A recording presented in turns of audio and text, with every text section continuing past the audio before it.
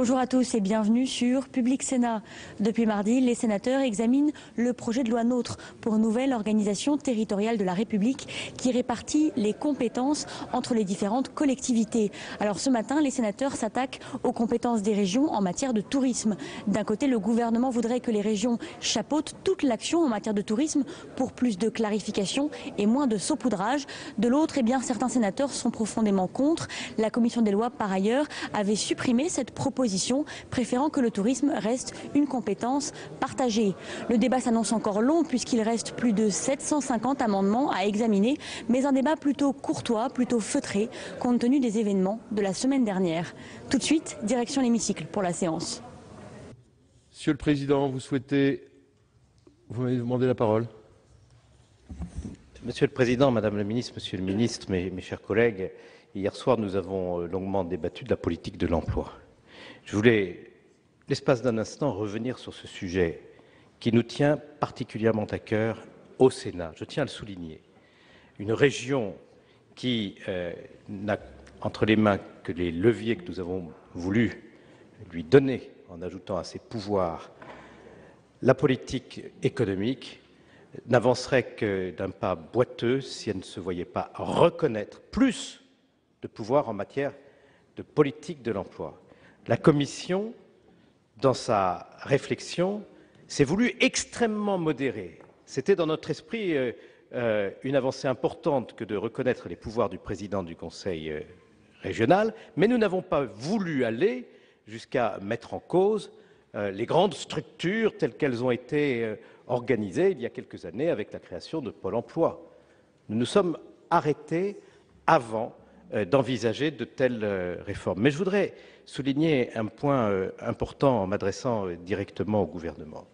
Nous avons ici eu un long débat avec le Premier ministre le 28 octobre dernier.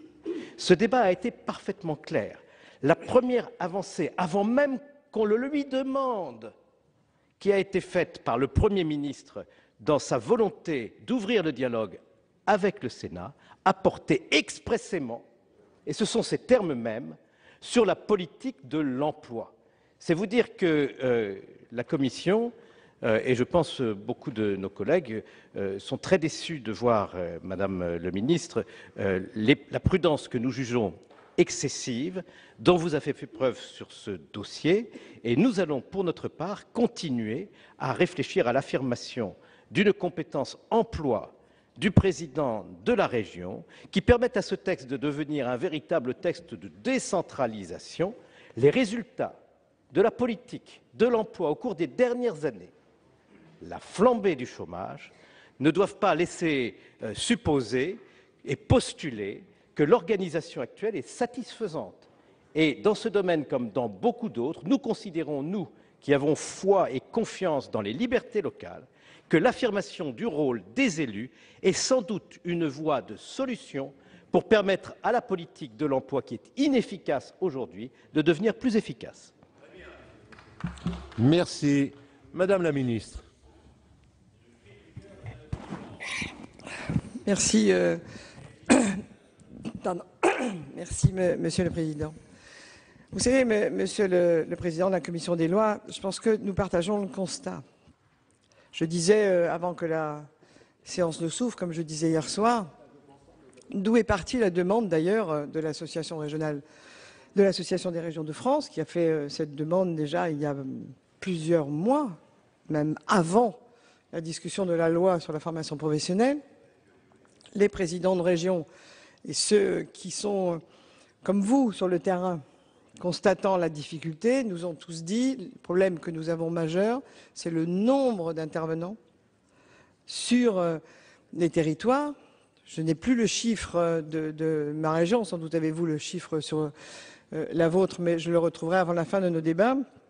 Énormément d'intervenants dans des structures qui parfois ont été géographiquement rassemblées et donc qui fonctionnent ensemble. Ça a été un grand pas, mais ce n'est pas le cas partout. Et une impossibilité pour le président de la région et surtout l'ensemble de la région, par convention d'ailleurs, on pourrait l'imaginer aussi, hein, c'est ce que nous avions réfléchi à un moment, l'impossibilité de coordonner. Et Madame la rapporteure, au nom de la Commission des affaires économiques, disait fort justement qu'en plus, devant cette grande difficulté, devant la demande des citoyens, énormément de communes et d'intercommunalités ont elles-mêmes créé en plus des observatoires, des agences, autres structures pour essayer de réussir d'ailleurs ce qui est notre plus grande question, la confrontation entre l'offre et la demande, puisqu'on sait qu'on a près de 400 000 emplois qui ne sont pas pourvus. D'où d'ailleurs ce que j'avais proposé avant la fin des États généraux de 2012 au Sénat, qui était de dire, premier des actes à faire, c'est de décentraliser au maximum la formation professionnelle pour pouvoir aller au-delà. Ce constat étant largement partagé, j'ai reçu, bien évidemment, vous imaginez, depuis bien avant même la demande express de votre commission, vous le savez, puisque ces questions se sont posées dès la première discussion de la loi MAPTAN. J'ai reçu les représentants des maires de France, des départements de France, des régions de France, bien sûr, mais aussi le président des missions locales. Il y a une vraie crainte, je vous le disais. Et en fait, il faut qu'elle s'exprime, parce que je pense que tant qu'on ne met pas des mots sur les choses, on n'avance peut-être pas. Une vraie crainte, par exemple, des missions locales, d'une tutelle de la région. Le mot a été prononcé. On m'a opposé beaucoup. Le remplacement d'un jacobinisme ancien est analysé de diverses manières par un jacobinisme régional. Ces termes, cette expression est montée dans pratiquement toutes les délégations. Nous ne voulons pas de jacobinisme régional.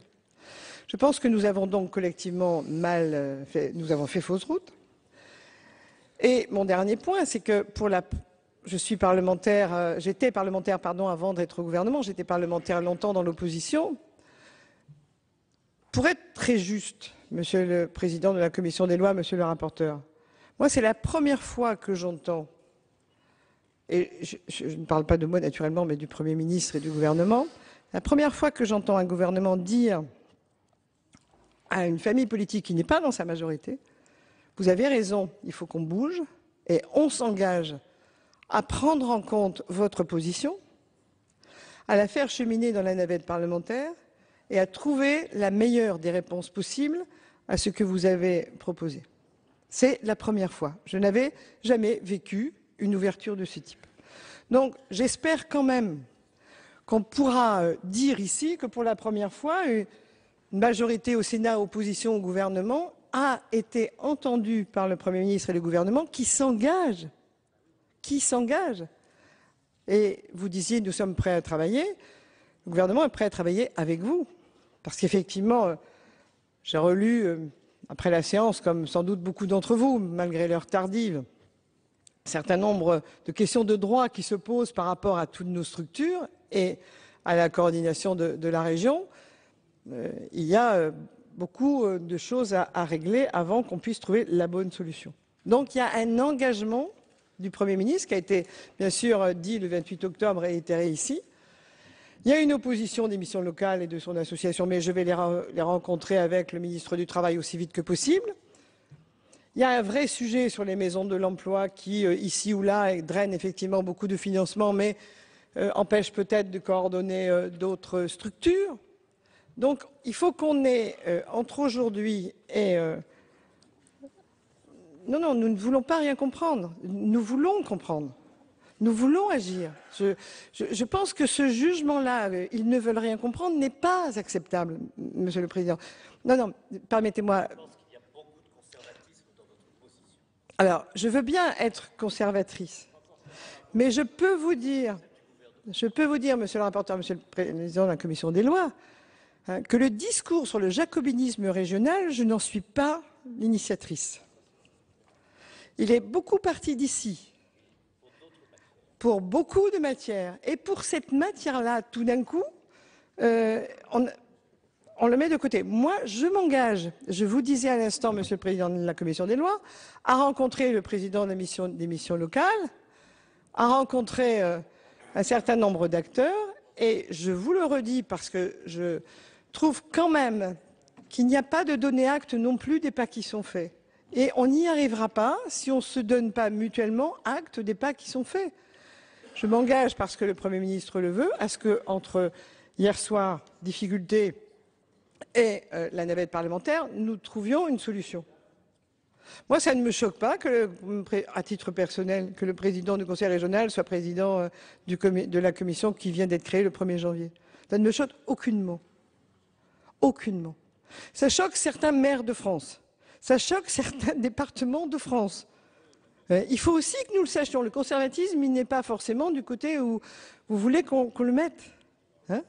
Quand on entend un maire dire « je ne veux pas que le président du conseil régional s'occupe de ma mission locale », ce n'est pas le gouvernement, c'est un maire.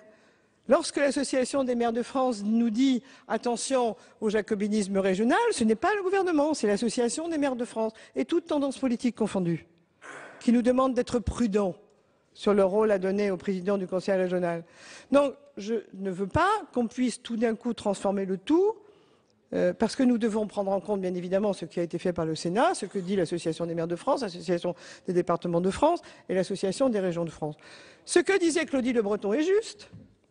Pourquoi est-ce que nous n'avons pas le texte le meilleur qui soit? Parce que les trois associations n'ont pas réussi, entre elles non plus, à faire proposition. Et qu'elles ont passé plus de temps à s'opposer aux propositions qu'à les construire. Je rends hommage là à Claudie Le Breton, parce que je pense qu'effectivement, nous avons vécu ça. Et portant les textes de décentralisation depuis 2 ans et demi, je peux vous dire que les conservatismes, monsieur le président de la commission des lois, ne sont pas incarnés que par moi. J'en ai rencontré beaucoup d'autres. Donc je crois, et qui sont en plus des gens de bonne foi. Je n'ai pas rencontré des gens qui sont conservateurs par essence. Ils sont de bonne foi.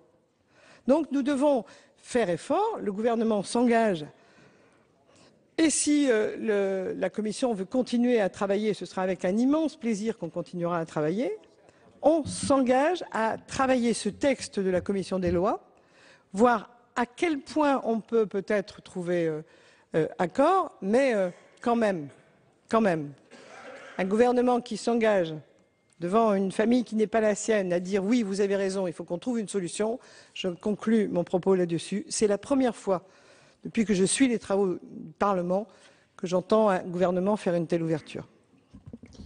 Merci, Madame la Ministre. Eh bien, cette discussion est close. Nous allons, Madame la Ministre, Monsieur le Ministre, mes chers collègues, prendre l'ordre du jour qui appelle la suite de la discussion du projet de loi portant nouvelle organisation territoriale de la République.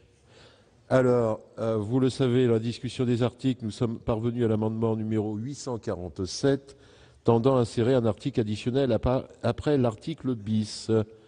D'ailleurs, M. Colomba, qui avait demandé la parole, pourra le faire, je pense, à ce moment, parce que cet amendement, je pense, va relancer le débat, le 847, et qui est présenté par M. Favier.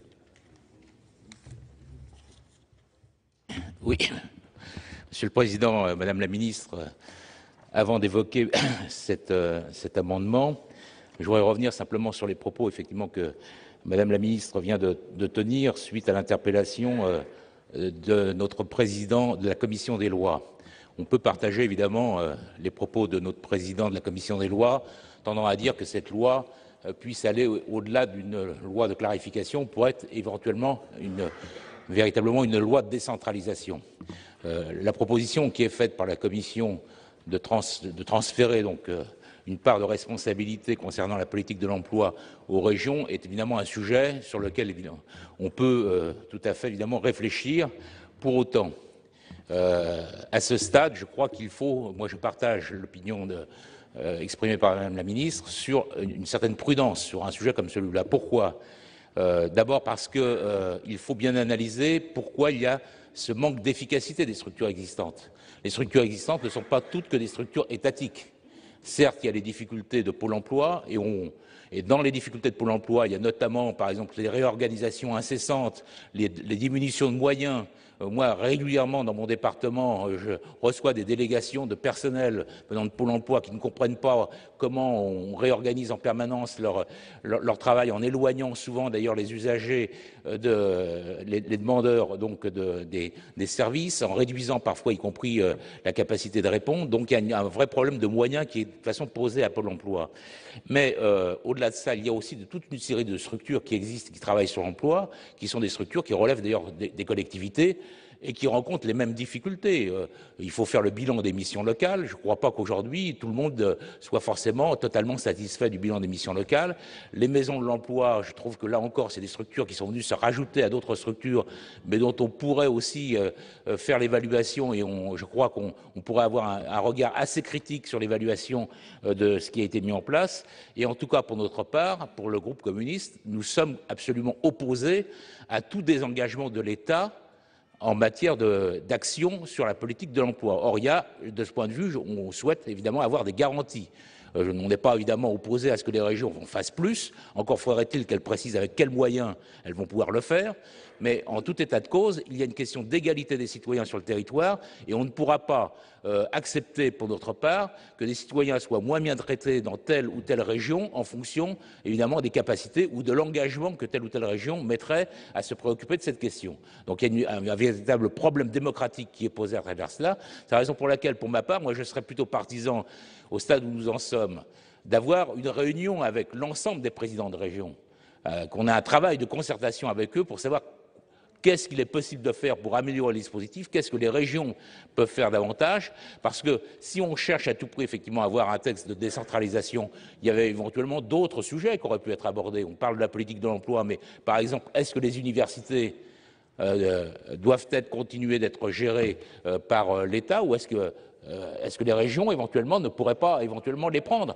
au même titre, par exemple, que les régions s'occupent des lycées, que les départements s'occupent des collèges, plutôt que de transférer les collèges aux régions. Est-ce que ce n'est pas plutôt vers l'université que doivent se tourner les régions, sachant le rôle extrêmement important pour le développement économique, pour la recherche, pour l'innovation, que jouent évidemment les universités et l'importance, je crois, du lien entre la région et l'université. Oui, donc il y a d'autres sujets qui pourraient permettre effectivement d'aller vers une véritable loi de décentralisation telle que nous l'appelions de nos voeux sur la question de l'emploi. Donc je pense qu'il faut malgré tout donc être prudent à ce stade et qu'il faut en tout cas entendre ce que disent les personnels qui travaillent dans ce domaine-là, entendre les personnels qui travaillent également dans les missions locales pour trouver effectivement travailler évidemment avancer pour réduire le chômage dans notre département et je pense qu'il y a sans doute des efforts supplémentaires qui peuvent être faits. Mais oui, alors sur l'amendement proprement dit, excusez-moi, Monsieur le Président, la proposition que nous faisons à travers cet amendement, c'est compte tenu d'un changement aussi important qui conduirait donc éventuellement donc à confier aux régions une partie de la politique de l'emploi, il nous semble nécessaire qu'un changement aussi important nécessiterait donc une évaluation régulière pour mesurer le degré d'efficacité ou d'inefficacité d'ailleurs de ce nouveau dispositif. C'est la raison pour laquelle nous proposons qu'il y ait un rapport puisse être donc soumis régulièrement, un rapport par le gouvernement puisse être rédigé régulièrement donc chaque année sur l'évaluation donc de ce nouveau dispositif. Merci Monsieur Favier. Monsieur Hyest, Monsieur le rapporteur. Oui, d'abord, le Parlement doit évaluer les politiques publiques. On ne va pas toujours demander des rapports. Bon. Donc, comme il y a une hostilité quand même assez généralisée aux rapports annuels, etc., qui sont en plus peu exploités, on préfère qu'il y ait des évaluations, donc c'est un avis défavorable, pas sur celui-là spécialement, monsieur, mais d'une manière générale, monsieur le Président Favier, défavorable. Merci, Monsieur le rapporteur. Madame la ministre, pour l'avis du gouvernement. Même avis, Monsieur le Président. Merci. Y a-t-il des explications de vote? Monsieur Colomba. Bien, étant assez allergique aux rapports qui ne servent pas à grand-chose, je ne voterai pas cet amendement, mais cela me permet de revenir sur le fond de notre discussion, que je trouve assez étonnante. Le problème n'est pas de savoir d'être conservateur ou d'être réformiste. Moi, je suis conservateur s'il s'agit de conserver ce qui fonctionne. Les départements, par exemple, tiens. Et par contre, je suis réformateur parce que je pense que l'un de nos problèmes majeurs, sinon le problème majeur de notre époque, c'est le chômage, qui a bien sûr différentes dimensions d'une politique anti-chômage.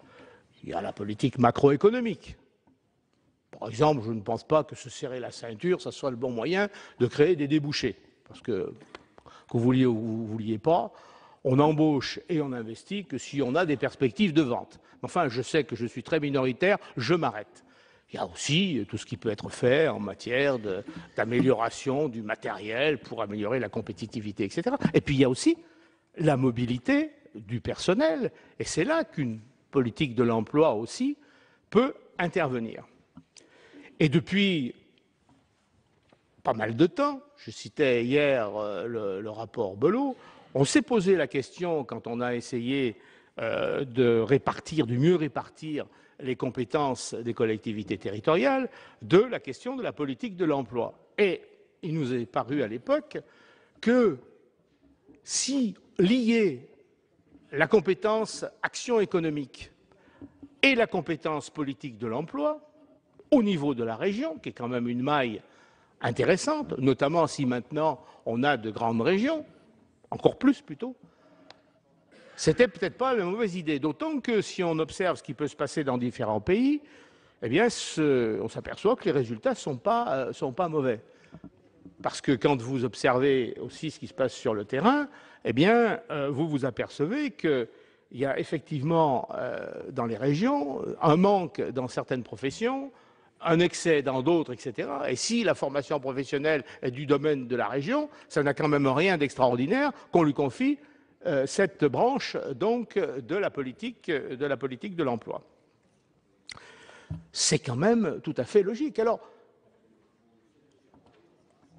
je suis étonné que finalement, quand on parle de politique de l'emploi, alors je comprends pourquoi, parce que la Commission a voulu aller doucement dans cette affaire. On ne parle que finalement de bureaucratie, on ne parle que de gestion des flux, enfin, etc. Alors que la problématique, c'est quand même comment améliorer la formation et comment améliorer la mobilité sur place des gens qui sont en demande d'emploi. Donc, encore une fois, je dirais que je ne comprends pas bien la position du gouvernement, à moins que je ne la comprenne trop, c'est-à-dire qu'on est révolutionnaire pour les autres, mais dès qu'il s'agit de bouger ce qui vous intéresse directement, j'aurai d'autres exemples, on ne bouge absolument pas. Quant à savoir si ça serait créer des inégalités entre les citoyens, je n'en crois rien. Toute opération de décentralisation permet précisément des transferts de compétences, mais de manière encadrée, avec des obligations qui font qu'on évite cet écueil de la diversité, de l'inégalité des situations. On pourrait en dire en même temps la même chose, par exemple, en matière d'urbanisme. L'urbanisme a été transféré, c'est pas pour ça qu'il y a eu des inégalités des citoyens dans l'exercice de cette compétence. Donc je crois qu'on passe à côté. Alors, vous annoncez qu'il allait se passer des évolutions, enfin, etc. Je ne méconnais pas les problèmes que cela pose. Mais enfin, je suis quand même encore une fois très étonné de voir qu'on envisage froidement de supprimer les départements, comme ça ne gêne pas, sans se poser la question de ce qui pourra se passer après. Mais alors là, dès qu'il s'agit de savoir si on nomme 2 ou 3 personnes de plus au conseil d'administration, de je sais quelle administration, etc., alors là, levée de bouclier, il ne faut pas bouger, enfin, etc., mais vous vous rendez compte, enfin, etc. Bon, franchement, encore une fois, s'il y a quelque chose à faire en matière de décentralisation, c'est bien ça, c'est bien dans le domaine de l'emploi, la politique de l'emploi, liée politique économique et politique de l'emploi. Merci, Monsieur Colomba. Monsieur le Président. Merci, Monsieur le Président. Je voudrais dire à notre collègue Favier que j'interprète son amendement comme une manière de donner acte au Sénat du vote qu'il a fait en adoptant l'article 3 bis. Il signifie que les dispositions qui ajoutent au pouvoir du président de région en matière de l'emploi, on les prend pour acquises et on veut les évaluer. Et en vérité, je crois que nous sommes tous d'accord sur la nécessité, lorsqu'il y a un changement de cette importance, de procéder à une évaluation. Nous avons simplement des réticences à ajouter un nouveau rapport imposé au gouvernement, alors que la Commission nationale de la négociation collective, qui siège auprès du ministre du Travail, va de toute façon chaque année faire le bilan des évolutions de la politique de l'emploi, le rendre public et le faire délibérer par les partenaires sociaux qui sont réunis autour du ministre du Travail. Mais je voudrais aussi insister sur un autre point. C'est vrai qu'au débat entre conservateurs et réformistes se superpose un débat entre jacobins et girondins. Et puisque Madame la ministre se posait elle-même cette question du jacobinisme régional, je voudrais lui dire qu'il y a effectivement un jacobinisme régional, mais qu'il y a aussi un girondisme régional. Et je vais vous expliquer la différence. Est jacobin celui qui veut aspirer au niveau régional des compétences déjà décentralisées, c'est-à-dire que est l'auteur d'une nouvelle forme de centralisme régional, et en l'occurrence super-régional, puisque ce sont de grandes régions qui sont mises en place, celui qui veut siphonner les compétences de collectivités de proximité pour les faire s'exercer à un niveau plus éloigné. Ça s'appelle jacobinisme régional ou centralisme super-régional. Le girondisme régional, c'est la décentralisation de pouvoirs exercés jusqu'alors par l'État pour les faire s'exercer par des collectivités régionales. C'est un schéma classique, c'est celui qu'on a observé dans toutes les lois de décentralisation depuis 1982 et même avant.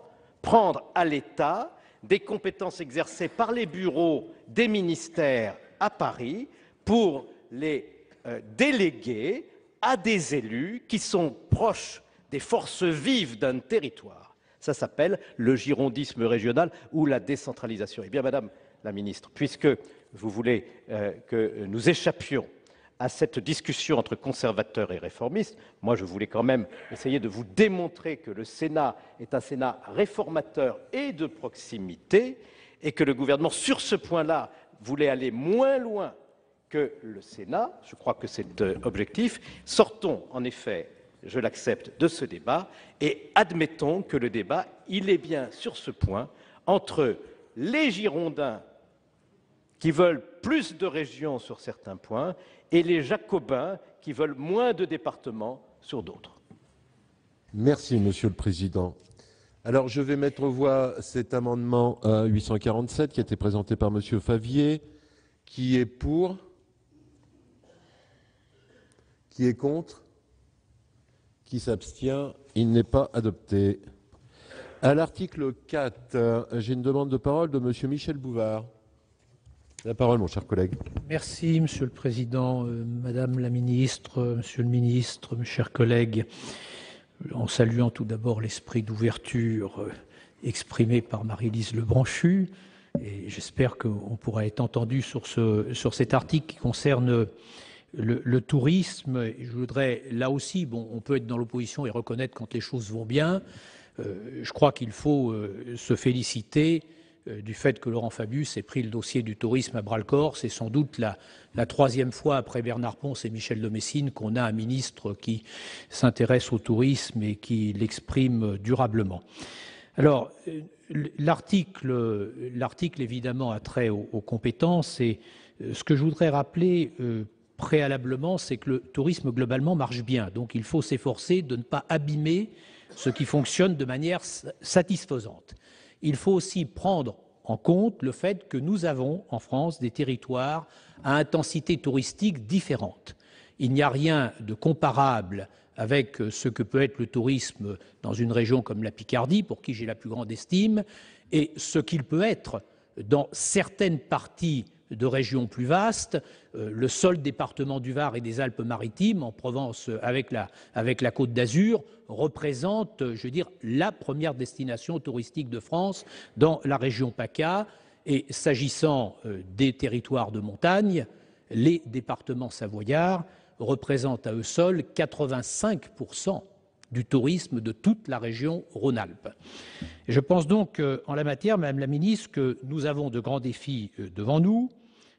Celui de la présence de l'État sur le territoire, qui gagnerait parfois à être moins tatillonne. J'ai hier transmis à André Valigny un dossier sur les procédures qui sont actuellement suivies pour le renouvellement des labels de communes touristiques ou de stations touristiques avec des lourdeurs invraisemblables et des demandes de renseignements invraisemblables lorsqu'il s'agit de stations de 35 000 lits touristiques comme les Arcs où on s'interroge pour savoir s'ils remplissent les critères.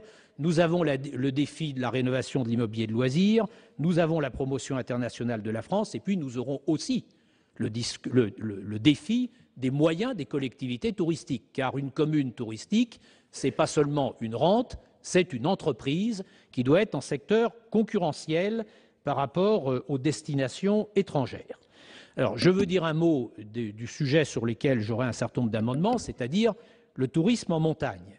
Le tourisme montagne, c'est 250 stations, c'est 10 millions de touristes en hiver, c'est 120 000 emplois, c'est 58 millions de journées skieurs, c'est 2 milliards d'euros de résultats à la balance des exportations et à la balance des paiements de notre pays, et c'est 300 millions d'investissements sur les domaines skiables portés par les collectivités.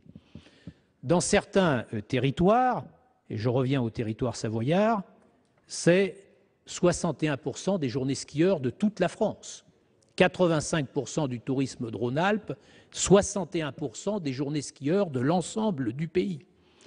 1 376 000 lits touristiques, c'est-à-dire plus que la population des deux départements. Un tiers de clientèle étrangère, 48 000 emplois salariés. Alors bien évidemment, dans ce contexte, nous souhaitons, Madame la Ministre, Monsieur le Ministre, mes chers collègues, que les collectivités qui ont agi dans ce secteur puissent continuer à le faire, sans passer dans une logique de tutelle, sans être enfermées dans des carcans, sans voir les centres de décision s'éloigner et se voir imposer des schémas qui ne correspondront pas forcément aux attentes des collectivités sur le terrain. Je pense que nous devons garder de la souplesse. Il y a des marges de progrès, il y a des gains à faire en matière d'efficacité, en matière de dépenses, dans la promotion. C'est un sujet qui a longuement été évoqué déjà l'autre jour. Mais nous avons surtout besoin de pouvoir maintenir des capacités de décision sur les stratégies d'investissement, sur les stratégies de développement qui aujourd'hui appartiennent aux communes stations, qui aujourd'hui appartiennent aux départements, exploitants de domaines skiables pour beaucoup d'entre eux et principaux partenaires des communes dans le développement du tourisme en montagne. Voilà le message que je souhaitais porter et le sens des différents amendements que j'aurai l'occasion de défendre pour permettre que cette autonomie et cette capacité de décision ne soient pas entamées et que nous puissions donc garder une efficacité du tourisme de montagne telle qu'elle existe aujourd'hui et qui a permis de faire de la France la première destination mondiale avec des marques qui ne sont pas ni Rhône-Alpes, ni Vosges, ni Massif central, mais qui sont des marques de stations pour beaucoup d'entre elles, qui sont connues dans le monde entier, et c'est aussi cela que nous devons comprendre. Merci, Monsieur Bouvard. Alors, je suis saisi de 3 amendements identiques de suppression à l'article 4, un amendement 177 rectifié qui est présenté par Monsieur le Président Mézard. Oui, merci, Monsieur le Président. Monsieur le Ministre, mes chers collègues, tout d'abord, je souhaite faire une mise au point, puisque j'ai entendu parler de jacobinisme national, régional. Je rappelle que celui qui a dit « vous avez aimé le jacobinisme national, vous allez adorer le jacobinisme régional », c'est un député socialiste, récemment. Bon. Et que moi, j'en ai plus qu'assez que l'on présente systématiquement l'idée de jacobinisme comme un monstre, comme quelque chose qui serait ringard, etc. Bon. Parce que si vous êtes là, si nous sommes là, c'est parce que le jacobinisme, il a fait la France. Les Capétiens se sont occupés préalablement.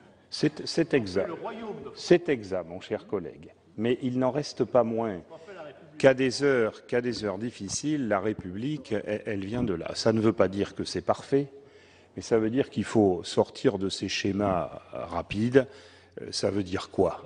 Ça veut dire quoi? Voilà. Ça veut dire quoi? Ça veut dire qu'il y a la volonté d'assurer une unité de la nation et un développement équilibré partout de la nation, avec des droits et des devoirs qui sont les mêmes pour tout le monde. Alors cessons ces caricatures, parce que je ne crois pas que ce soit bon.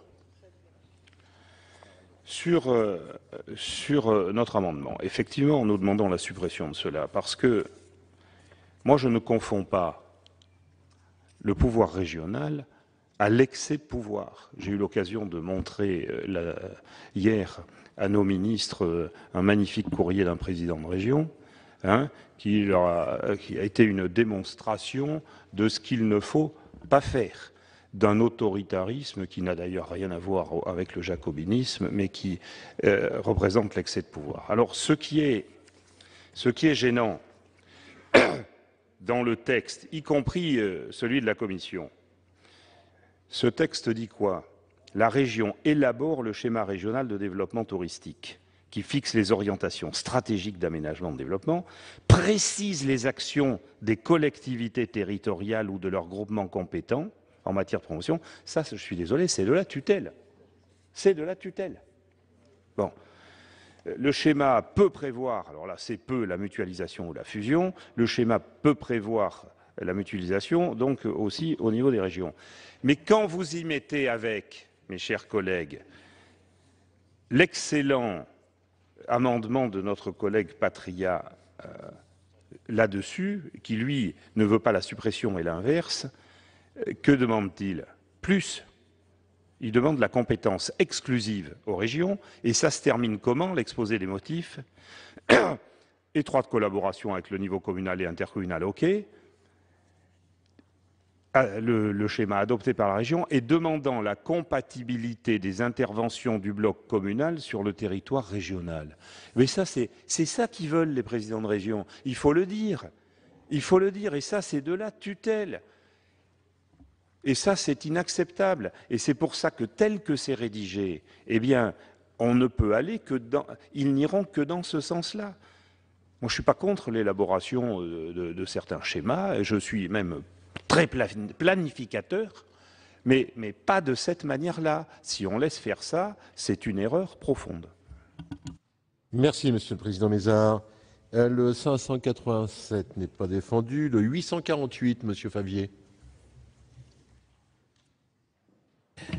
Oui, Monsieur le Président, Monsieur le Ministre, Madame la Ministre, lors de nos débats sur la loi MAPTAM, la question de la compétence tourisme avait été l'occasion de nombreux échanges et de prises de position, d'ailleurs parfois opposées. Dans le texte de cette loi, initialement déposé par le gouvernement, le département à l'époque devenait le chef de file en matière de tourisme. Les tenants d'alors de cette option soutenaient avec le gouvernement que ce rapprochement permettait de mieux structurer et coordonner la politique touristique au plus près des acteurs de ce secteur et des professionnels. Notre commission avait proposé, quant à elle, que ce soit la région qui soit désignée chef de file, non pas du tourisme, mais du développement touristique, l'intégrant donc au développement économique, mais en estimant que la notion de développement touristique permettait de préserver donc l'exercice de la compétence tourisme par chaque échelon local en ce domaine. Finalement, cette compétence tourisme, on le sait, ne fut rattachée par notre Sénat puis par l'Assemblée nationale à aucune collectivité particulière, laissant donc celle-ci comme étant donc une compétence partagée. Aussi, il est étonnant que moins d'un an après la promulgation de cette loi, il nous soit demandé donc de revenir sur notre position d'alors, avec en plus un gouvernement qui, donc, une nouvelle fois, change d'avis en confiant maintenant le chef de file à tourisme à la région, alors qu'auparavant, il soutenait il avait soutenu l'idée que ce soit plutôt le département qui soit en responsabilité. En fait, cet article, ce nouvel article, on le voit bien, ne se justifie que par la volonté aujourd'hui gouvernementale d'organiser le dépérissement des départements en vue de leur disparition programmée pour 2020, en renforçant l'action des régions, donc au détriment des départements. Or, il nous semble que les déclarations qui ont été faites par le Premier ministre devant le Congrès de l'Assemblée des départements de France laissent entendre que cette disparition des départements n'est plus réellement d'actualité. Alors pourquoi donc désigner par cet article la région aujourd'hui chef de file sur le tourisme? Nous considérons donc pour notre part qu'il n'y a pas lieu de modifier le dispositif actuel, ce que nous avions voté dans la loi MAPTAM, et c'est la raison pour laquelle c'est la raison de notre amendement donc de suppression de cet article 4. Monsieur Favier, monsieur le rapporteur. Oui, Monsieur le Président, la Commission a profondément modifié l'article 4, puisque d'une compétence exclusive ou majoritairement régionale, nous avons fait une compétence partagée. Pas de chef de file, mais quand même une coordination par la région. J'ajoute, Monsieur le Président Mézard, que vous verrez que notre amendement 1084, c'est vraiment une co-élaboration. Aujourd'hui, il y a des schémas régionaux, des schémas départementaux, et nous, on veut plutôt ne pas multiplier les schémas. Hein. Donc, en fait, non mais, qu'il y ait quand même besoin, c'est pas forcément une coordination entre les collectivités, c'est quand même pas forcément, mais ça ne reste que ça. Et en fait, la responsabilité des départements dans le tourisme, on le sait très bien, ils sont puissants. Et puis, comme on l'a dit, ça peut aller jusqu'aux villes ou aux intercos parfois. Mais quand vous avez une station classée, quelquefois, elle fait sa promotion et elle fait très bien toute seule. Pourquoi voulez-vous qu'on aille la coiffer, qu'on aille donner à d'autres ce qui est bien fait? C'est le principe de subsidiarité intelligemment appliqué. Et là, franchement, je ne suis pas sûr que ça soit le domaine où il y a des dérives avec des dépenses de fonctionnement excessives, parce qu'en fait, économiquement, le tourisme est quand même très important dans notre pays, et donc on a cherché, c'est comme quand on verra, on veut créer obligatoirement des offices de tourisme partout dans les intercos. C'est une stupidité, il y a des endroits où il en faut, il y a des endroits où il n'y en a pas besoin.